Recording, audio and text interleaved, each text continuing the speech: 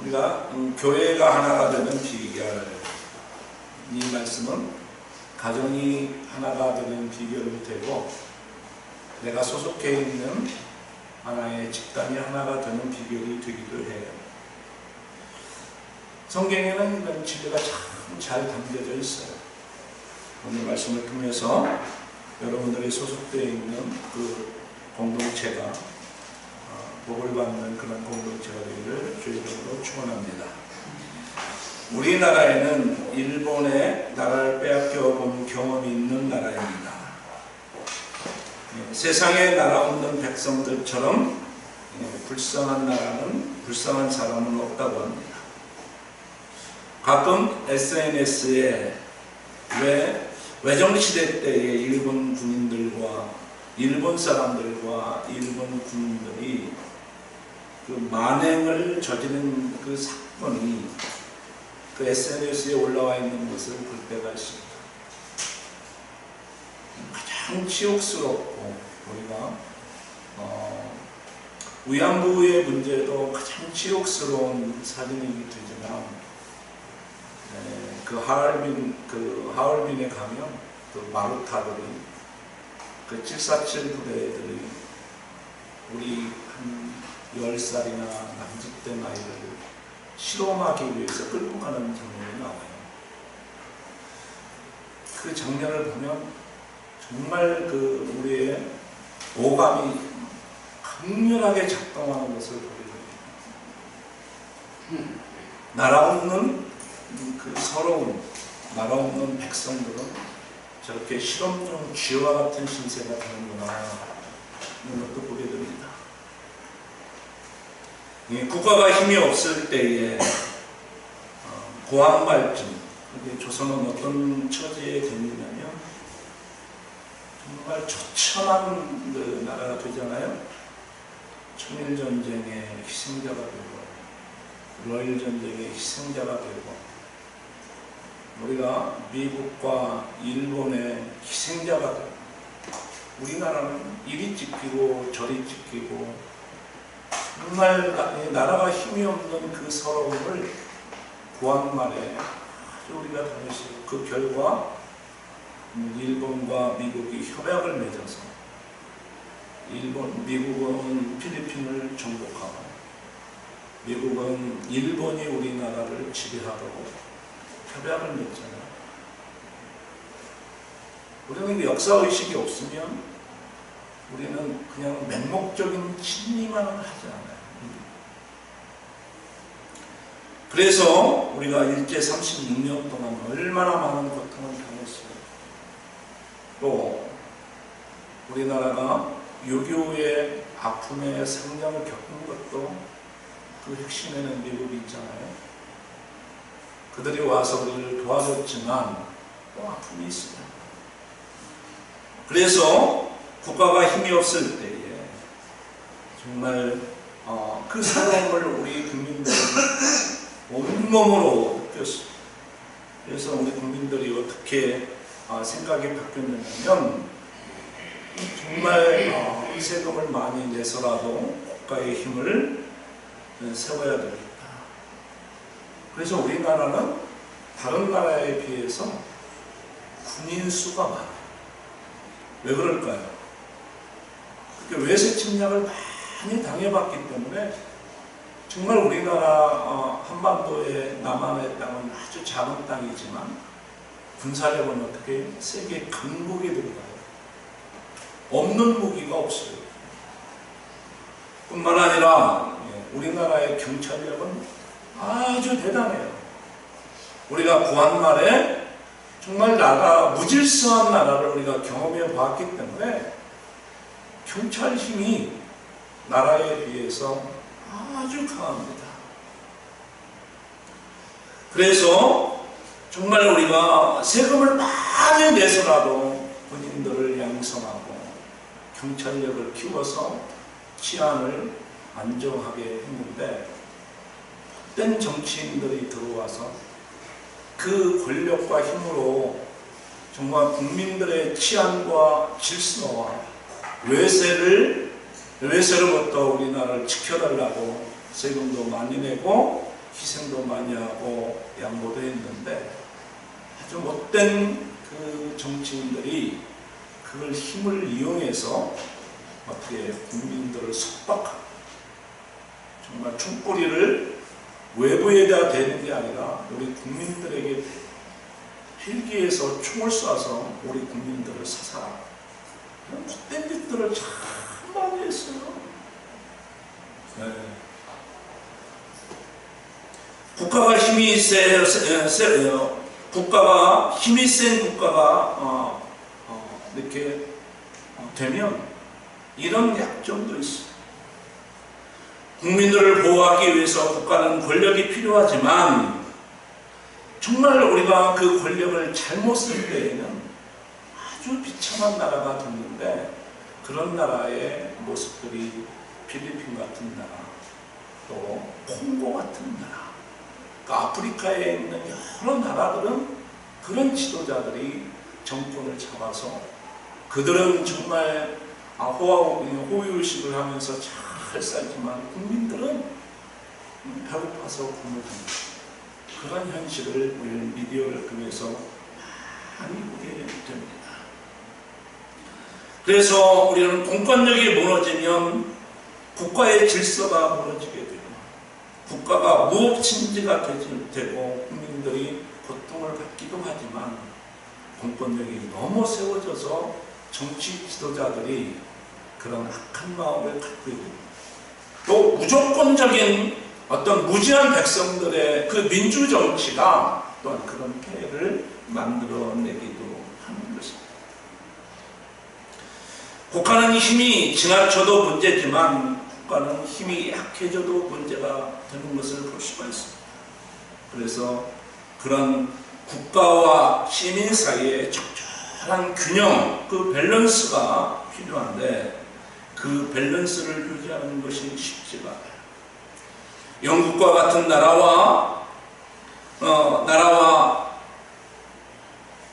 또 나중에 미국도 비슷한 경험을 했지만 민주주의가 발전한 나라에서 시민운동과 노동자운동이 도를 넘어서 오히려 경제가 어려워지고 질서가 파괴되는 일이 일어났기 때문입니다. 그러니까 공권력이 나라의 힘이 약해지면 시민단체 힘이 세져요. 그리고 돈을 가지고 있는 재벌의 힘이 아주 세져요. 그래서 어떻게 되느냐면 정말 시민사회, 시민에게 기회가 다원화되지 못하고 특정 엘리트 집단에게만 힘이, 기회가 주어지기 때문에 정말 모든 그 힘이 한쪽으로 편향이 됩니다. 그래서 정말 어떻게 보면 지나친 다원화 때문에 국가가 힘을 잃어버리고 나라에서는 혼란으로 나라가 어려움에 빠지게도 되는 것입니다. 그래서 이 제중에는 그 재벌들이 아주 큰 거대 자본을 통해서 아주 물건을 가져가 싸게 물건을 또 수입을 해서 원자재를 수입해가지고 그것을 국민들에게 저렴하게 이렇게 물건을 공급하다 보니까 나중에는 골목 상권까지 다 그들이 지배하게 됩니다. 심지어는 우리가 자주 사용하는 종이컵까지도 재벌들이 그것을 만들어내서 중소기업들이 살 수가 없어요. 국민들이 살 수가 없어요. 저들은 돈이라고 하는 엄청난 힘을 통해서 자기 자신들에게 유리한 환경을 만들어 가는 것입니다. 그래서 나라가 어떻게 돼요? 우리나라는 국민소득이 3만 불이 넘지 않아요. 근데 거기에 희망을 거는 사람들이 없어요. 왜냐하면 3만 불이면 정말 우리가 4인 가족, 5인 가족을 기부하면 3, 5, 15 이게 정말 15만 불이 집에 우리가 가정에 들어오면 그 돈은 큰 돈이잖아요. 근데 그 돈이 국민들에게 골고루 다 들어가느냐? 그렇지 않아요. 대부분 정말 회사들, 큰 회사들은 현금 보유율이 얼마나 높습니까? 그런데 젊은이들은 직장을 잡지 못해가지고 정말 가을날에 떨어진 낙엽처럼 이리 둥글고 저리 둥그는 모습을 우리가 현실에서 우리가 쉽게 발견하고 있는 것이 됩니다. 시민들의 힘이 적어도 문제가 되고 시민들의 힘이 너무 커도 문제가 되는 그러한 세상을 우리는 살아가고 있는 것입니다. 힘이 있어도 문제가 되고 힘이 없어도 문제가 되는 세상, 그게 우리가 살아가는 이 세상에 대한 심각한 딜레마입니다. 도대체 왜 이런 일이 일어나고 있을까? 도대체 이러한 심각한 딜레마를 해결할 수 있는 방법은 없을까? 이 문제는요, 정말 경제학으로도 풀 수가 없고, 그리고 이런 문제는 타고난 정치적인 리더십을 가진 정치학으로도 풀 수가 없습니다. 저들은 왜 이런 일이 일어나고 있는지 설명을 못해요. 여러분들 정권이 바뀌면 뭔가 새로운 기대를 하지만 그 정부에 대한 지지율이 70%, 80%를 오고 가고 내려가고 있는 것을 우리가 현재를 보고 있지만 그들이 결코 국민들의 이런 욕구, 구조적인 문제, 인간의 정말 탐욕스러운 인간의 구조적인 문제를 해결할 수는 없습니다. 그래서 우리는 성경으로 돌아갈 수밖에 없어요. 우리가 성경을 읽는다는 것은 참 관념적으로 읽는다는 게 아니라 아주 실제적인 거예요. 성경만이 이 문제를 풀 수가 있어요. 성경은 이 문제에 대해서 해답을 제공하고 있어요. 욕심에 권력이 주어지게 되면, 욕심에 힘이 주어지게 되면 반드시 착취가 일어나요. 그래서 어떤 사람은 정의가 뭐냐? 가진 자의 힘이 정의다. 여러분, 우리는 국회를 믿지만 국회가 법을 만들어줘야 되는데 그들이 가진 자이기 때문에 가진 자에게 유익하도록 가진 자들이 정말 편의가 되도록 법을 바꾸잖아요. 이게 정의가 뭐냐? 가진 자의 힘이다. 이런 이야기가 플라톤의 국가라는 책에서 언급하고 있는 것을 볼 수가 있습니다. 문제는 힘이 있는 것이 아니라 우리에게는 근본적으로 탐심, 욕심이 우리 안에 있기 때문이라고 하는 것입니다. 오늘의 본문의 말씀이 깊은 하나님의 나라의 비밀이 담겨져 있습니다. 1절, 2절을 한번 같이 읽겠습니다. 시작.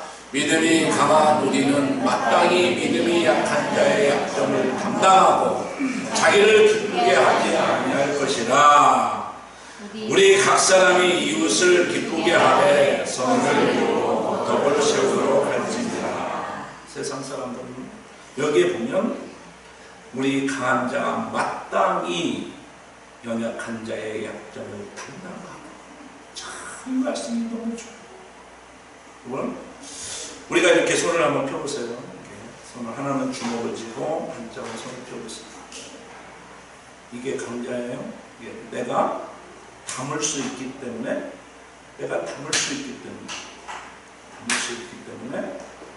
당겨주기도 하는 거예요. 그렇죠? 따라서 보세요.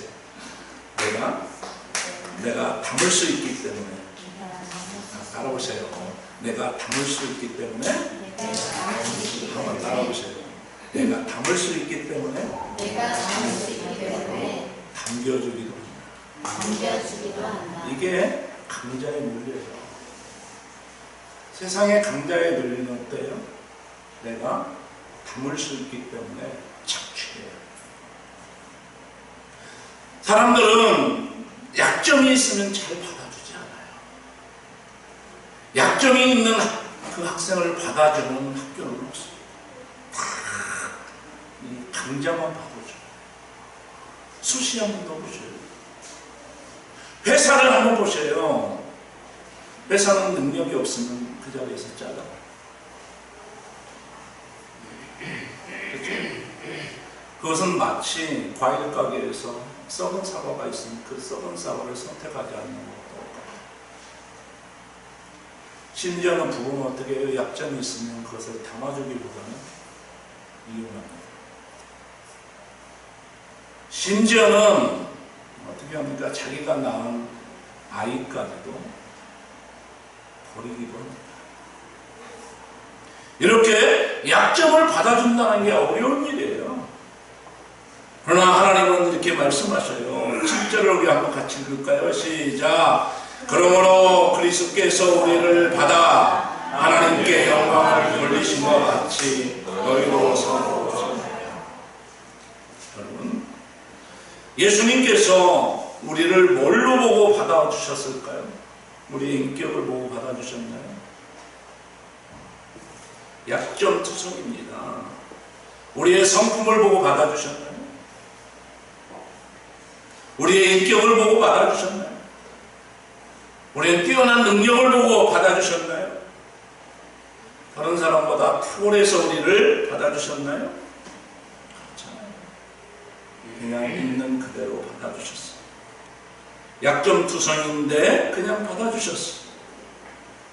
그 수많은 죄와 허물과 악을 그냥 십자가의 보혈로 덮으시고 우리를 받아주셨어요. 이것이 7절 말씀. 그러므로 그리스도께서 우리를 받아 하나님께 영광을 돌린 것 같이 서로 받아라. 서로 받아라. 저는 결혼 생활이 그런 거라고 생각해요. 그걸 따지기 시작하면 완전히 같이 살 수가 없어요. 어떻게 살아요? 정의의 칼을 가지고 만약에 부부 생활을 하면 살아남을 부부가 없어요.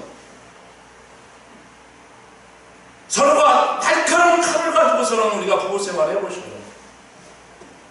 말 한마디 한마디가 독이 되고 독화살이고 말 한마디 한마디가 아주 예리한 면도날과 같이 사람들의 마음을 상처주죠.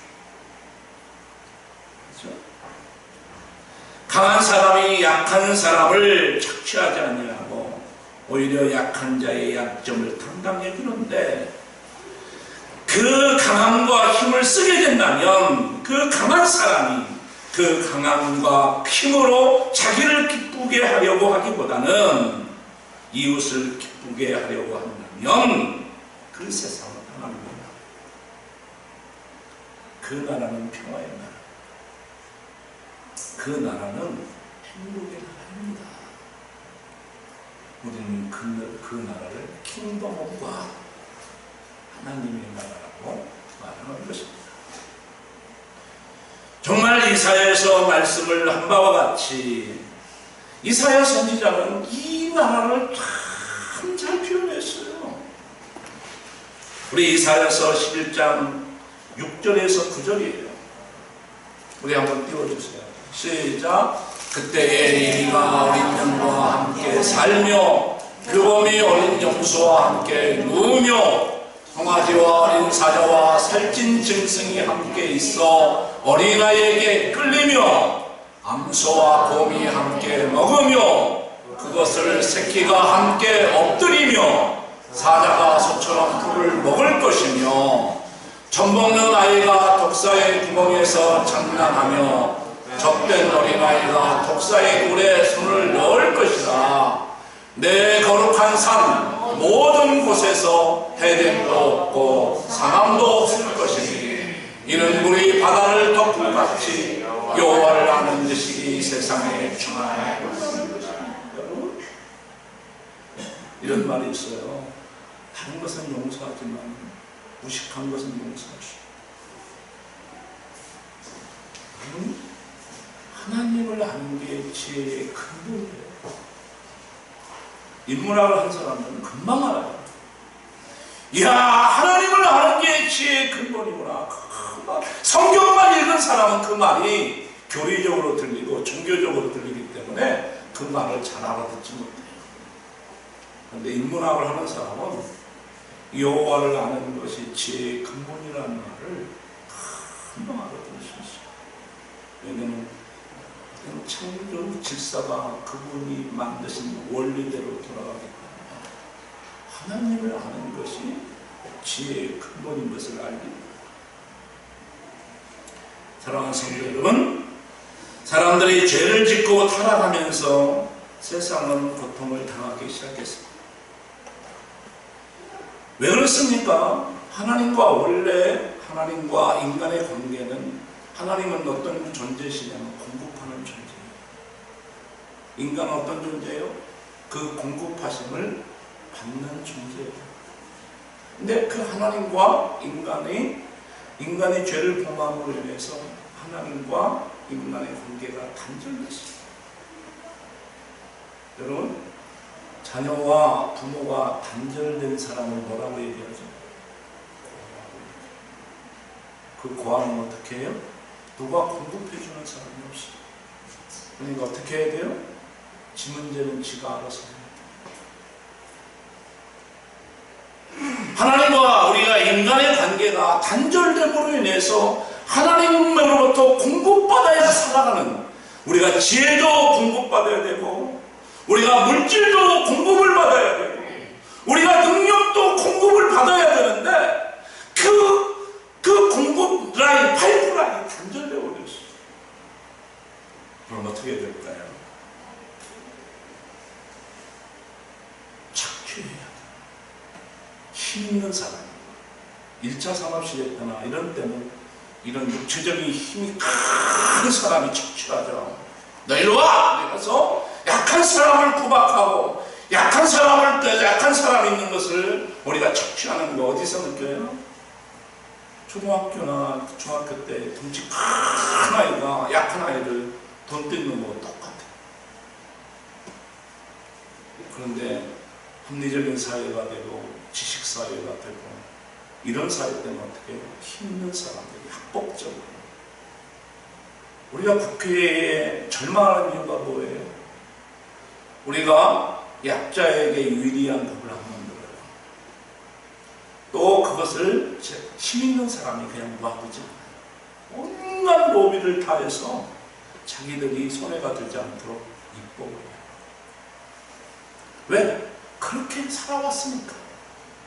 지금까지 우리 선대가 그렇게 살아왔고, 앞으로도 우리가 배운 것이 그렇기 때문에 그들도 그렇게 하는 거예요. 여러분 잘 알죠? 우리나라는 삼성대왕이다. 삼성이 모든 법관들까지도 장악을 했어요. 정치인들도 장악하고, 권력 있는 사람들 다 장악했어요. 그래서 우리는, 아는 사람들은 우리나라가 삼성공업이라는 것을 우리가 익히 알고 있잖아요. 힘이 없는 사람들은 착취를 당할 수밖에 없어요. 그래서 성경에 보면 어떻게 해요? 모든 피조물들은 하나님의 아들들이 나타나기를 고대한다.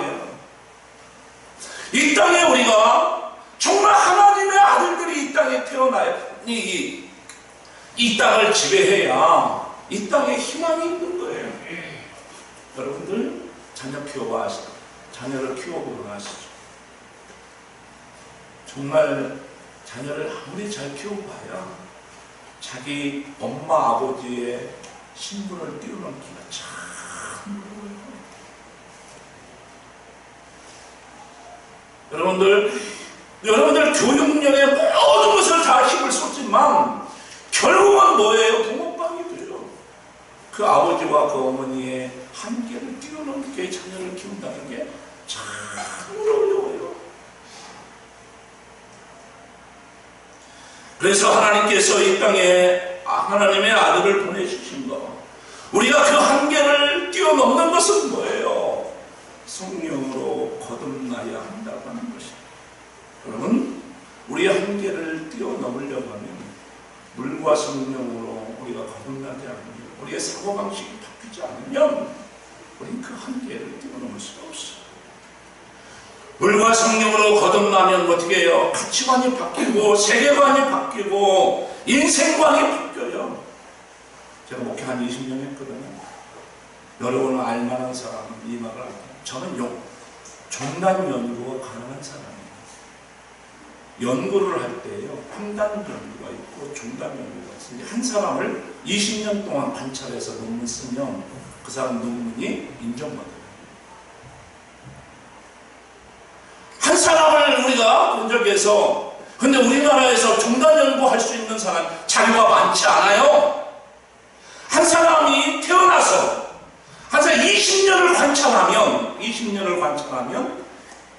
감찰에서 쓴 논문은 인정받는 거예요. 저도 20년 목회를 하니까 정말 우리 삶의 어떤 그 라이프 스타일, 사고 방식, 구조, 이것을 알겠어요. 정말 여러분들의 귀가 있고 마음이 열리면 도와주고 싶어요.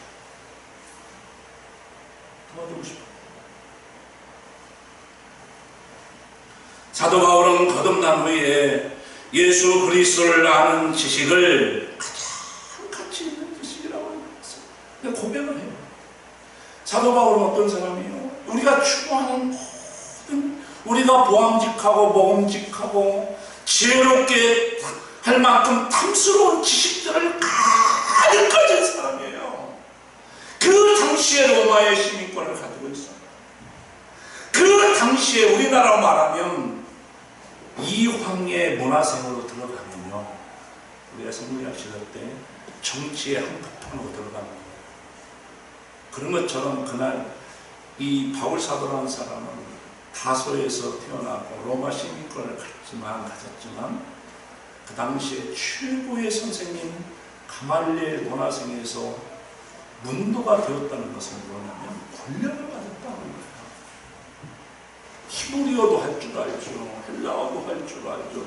지금 로마 시민권도 있죠. 권력도 있죠. 히브리인 중에 히브리인이고 베냐민 지파 축보나 신분으로도 어디 하나 흠잡을 수 없는 왕족이었거든요.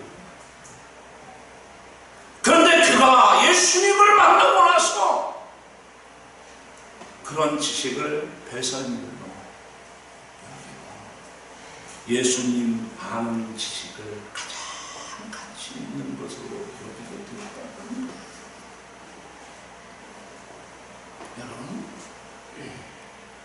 여러분들이 누구든지 자기가 손안에 쥐고 있는 것이 가장 가치 있는 것으로 우리가 여기잖아요. 근데 분별력이 없으면 그거 절대 그렇지 않아요. 근데 옆에 사람이 볼 때는 그게 하찮은 건데, 별 볼 일 없는 건데, 그것을 정말 이게 자기의 생명을 보존하는 것처럼 아주 중요하게 여기고 있는 것을 볼 수가 있습니다. 어느 날 목사님 댁에 막내가 태어났어요. 그 막내가 도돌이 지난데서 제일 먼저 배운 말이 뭐예요? 아빠, 배워. 이걸 제일 먼저 배웠어요. 형들을 따라서 가게를 다니면서 100원만 있으면 자기가 원하는 걸 다 살 수 있었거든요. 사탕도 살 수 있었고 장난감 시계도 살 수 있었고 100원만 있으면. 근데 100원이 마법이에요. 마법. 목사님께서 어느 날 신방을 가려고 하는데 막내가 문을 막고 쓴 거예요. 아빠 100원만. 근데 아빠가 얼마나 예뻐요. 그래서 아빠가 호주머니를 뒤져보니까 100원짜리가 없어요. 그래서 500원짜리를 줬어요. 근데 그 아이가 좋아할 줄 알았는데 문제가 생겼어요. 그 둘째가, 그 막내가 500원짜리를 처음 봤거든요. 그리고 500원짜리를 줬는데 그 500원짜리 집어 던지면서 이거 말고 100원. 이거 말고 100원. 그러면서 그 옆에서 그것을 누가 보고 있었냐면 큰 아들이 보고 있었어요. 그 집에 500원짜리를 집어 던지는 등산을 보면서 펄쩍 뛰면서 야단는 거야. 정렬아! 그건 500원짜리야. 그건 100원짜리 5개란 말이야. 아무리 소리를 질러도 소용이 없어. 그 막내는 계속 100원. 지금 100원짜리와 500원짜리를 들고, 둘을 들고 그 막내에게 선택하라고 하면 어떻게 될까요? 당연하고 500원짜리를 집어던지고 100원짜리를 선택하라. 그런데 그가 좀 많이 컸어요. 지금 둘 중에 하나 뭐 가질래? 그러면 어떻게 할까요? 당연하게 100원짜리 쳐다보지도 않고 500원짜리 주죠. 왜 그렇습니까? 500원의 가치. 500원의 가치다. 500원의 가치를 아는 사람만이 100원에 대한 욕심을 버릴 수 있어요. 예수님은 니고데모에게 어떻게 하면 영생을 거듭날 수 있을까? 어떻게 하면 영생을 얻을 수 있을까? 예수님이 말씀하시죠.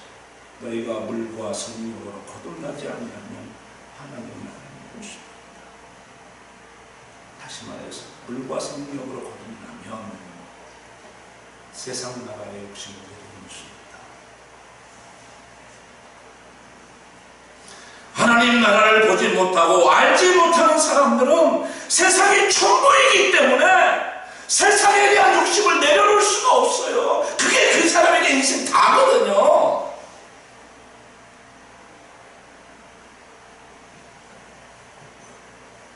정말 물과 성령으로 거듭나니까 하나님 나라를 보게 되고 세상 나라에 대한 욕심을 내려놓을 수 있어요. 그게 누구예요? 우리가 사도행전적 사람. 저는 가난한 사람이 돈을 버는 거 참 위험하다고 생각해요. 그 사람에게는 돈이 다거든요. 가난하게 살다가 돈을 번 사람들, 권력을 잡은 사람들, 완장을 잡은 사람들은요 잔혹해요. 왜? 그게 다이거든요. 자기는 가난해 봤거든요. 근데 돈이 주는 유익이 대단하거든요. 가장 위험한 사람. 저는 그런 걸 참 옆에서 봐요.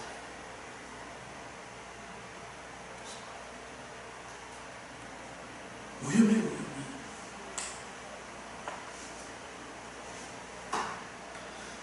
그래서 예수님께서 우리에게 처음으로 설교하실 때 심령이 가난한 자는 복이 있나니 천국이 저희 것이다. 거듭난 사람이 세상의 힘을 갖게 되면, 거듭난 사람이 권력을 갖게 되면 그는 참 유용한 일을 합니다. 그 권력과 힘을 어디다 쓰죠? 참 좋은 데다 씁니다. 다시 말해서 약자의 아픔을 받아줘. 그래서 하나님의 아들들이 이 땅에 도래하기를 피조물 들은 고대하는 거예요. 거듭난 사람, 제가 잘 아는 장로님이 계셔요.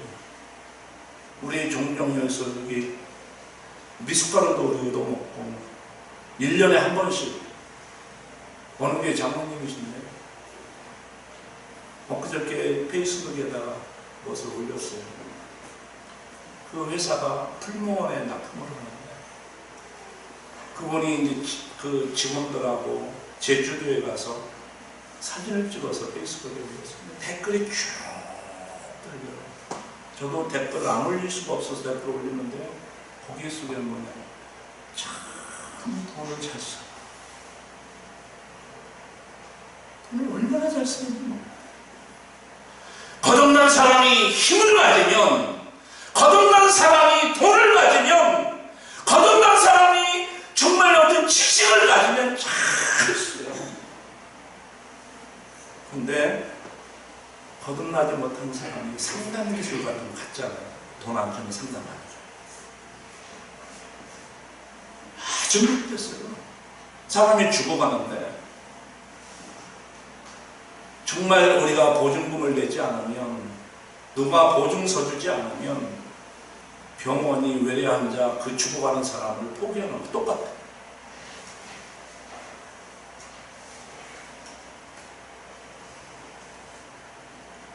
거듭난 사람은 욕심의 문제를 해결하는 사람입니다. 이런 사람은 어떻게 해요? 힘이 생겼을 때 힘을 잘 사용합니다. 그래서 엄마나 아버지가 거듭나야 돼요. 물과 성령으로 거듭나야 어떻게 해요? 자녀들을 잘 세워줄 수 있어요. 거듭나지 않으면 정말 우리가 상강오륜의 가치 이데올로기를 가지고 자꾸 재단하고 비판하고 규정하고 판단하고. 여러분, 강자가 약자의 아픔을 담당해주면 가정이 하나가 돼요. 교회가 하나가 돼요. 부부가 하나인 것 같아요. 다 복을 받게 될 거예요. 어떤 사람은 이 설교 들으면서 나는 강자가 아닌데 이렇게 생각하는 사람이 있을 거예요. 그렇습니까? 어떤 사람은 나는 재산가도 아니고 권력자도 아닌데 그렇지 않습니다. 아무리 가난해도 아무리 약해도 세상엔 나보다도 더 가난한 사람이 있고 약한 사람도 있어요.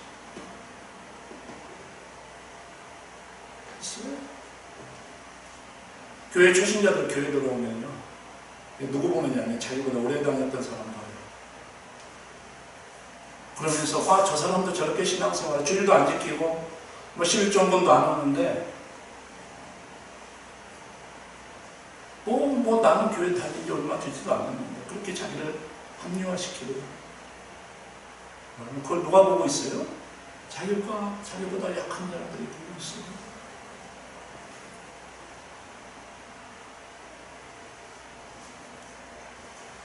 아무리 가난하고 약하고 세상에 나보다 더 가난한 사람들이 있다고 하는 사실, 그들을 섬기면 되는 거예요.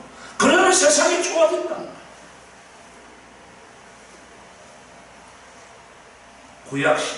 구약 중에서 시편을 연구한 우리나라에서 아주 유명한 김정준 박사는 한신대학교 총장님도 그 학장님도 지내셨던 분, 그분이 폐병으로 죽게 되었어요. 이제는 요양소에서 더 이상 치료가 불가능한 사람들을 이제는 그런 사람들만 수용하는 방에 들어가게 되었어요. 얼마나 절망스러워요. 우리 교회 오는 권사님들의 고민이 뭐냐면 요양원에 들어가는 게 제일 쉬운 거예요.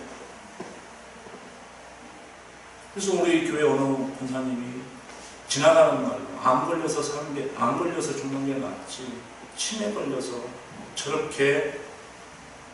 질환으로 죽는 것보다는 그냥 안 걸려 죽는 게 훨씬 낫다, 이런 얘기를 제가 듣고 나서 충격을 받은 저게 우리 권사님들의 고민입니다. 근데 그분이 요양원에서 치료 불가라고 하는 그 방으로 들어가는 그 대신학자가 있었어요. 근데 그분은 분별력이 있었어요.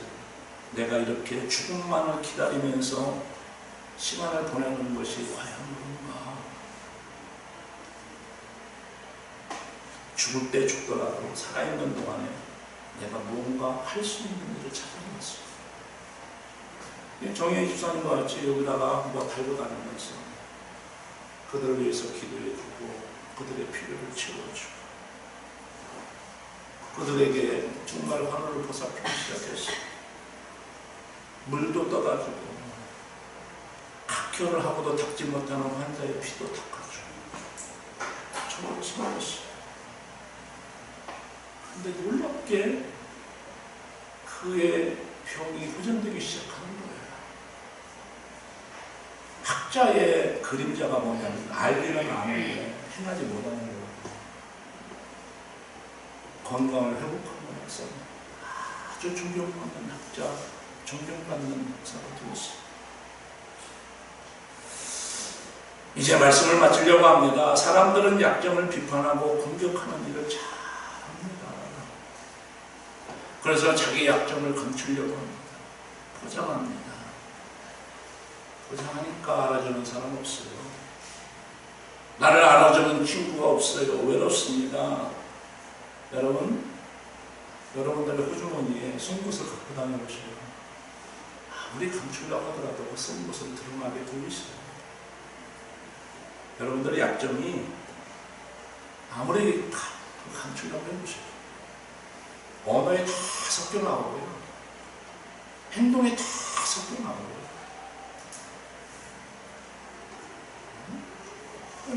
우리가 이렇게 눈만 이렇게 가리면 우리가 꿩이나 닭이 궁지에 몰리면 머리를 그 대가리를 갖다가 틀어박고 자기를 부정하잖아요. 그런데 지나가는 사람들이 보면 참 우스꽝스럽잖아요. 꼭 그렇게 해요. 안 그런 척해요. 여러분, 그런 사람은 뒷걸음만 봐도, 뒷모습만 봐도 저 사람이 싸우러 가는지 뭔가 누구를 도우러 가는지 알 수 있어요. 우리 아내가 정말 주방에서 그릇을 내려놓는 소리만 들어도요, 저는 다 알아요. 저 오케스트라가 포르테인지 금방 알 수 있어요. 아내는 아무리 절제하죠. 근데 식탁에다 그릇 내려놓는 소리가 달라요. 아, 오늘 경계해야 되겠구나.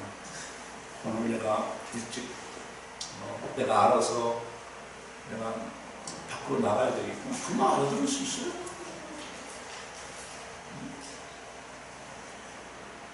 사랑하는 성도 여러분, 아무리 약하고 가난해도 우리가 섬겨야 하고 섬길 수 있는 약자들이 있습니다.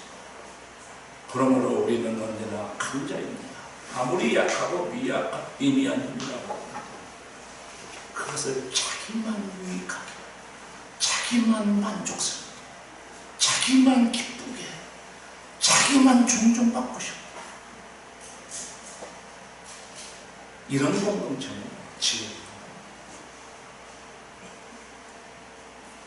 그러나 강자가 약자의 아픔을 잘 담당해주는 그것은 천국이죠. 그것이 공동체가 하나가 되는 하나님께서 그런 사람들을 통해서 하나님의 나라를 이루어 가십니다. 사랑하는 성도 여러분, 그것이 문화가 되는 교회가 되기를 바랍니다. 그것이 교회가 되기를 바랍니다. 그것이 여러분들의 가정이 되기를 바랍니다. 물과 성령으로 거듭날 때만이 그 일이 가능합니다. 그 애고를 이 세상의 그 어떤 것으로도 이겨낼 수가 없어요. 어제 우리 교회 집사님이 어느 분을 데리고 왔어요. 집사님 이분이 정신분석학으로 대학원을 나갔습니다. 제 마음속에서 나도 해봤는데 그거 갖고 안 돼. 그거 저 해봤거든요. 배움으로 됩니까? 우리 그러면 서울대학 나온 사람이고 하버드 대학 나온 사람은 최고의 인의예제를 갖춘 사람이 될 겁니다. 안 됩니다. 우리나라의 상담학으로 해서 유명한 교수들 많습니다. 그것으로 됩니까? 안 됩니다. 물과 성령으로 거듭나지 하나님 나라를 이룰 수 없습니다. 여러분, 정말 우리에게 하나님 나라를 사는 비결을 우리 주님 가르쳐 주셨습니다. 약자의 부분을 단단히 좀 강조하는 주의 이름으로 축원합니다.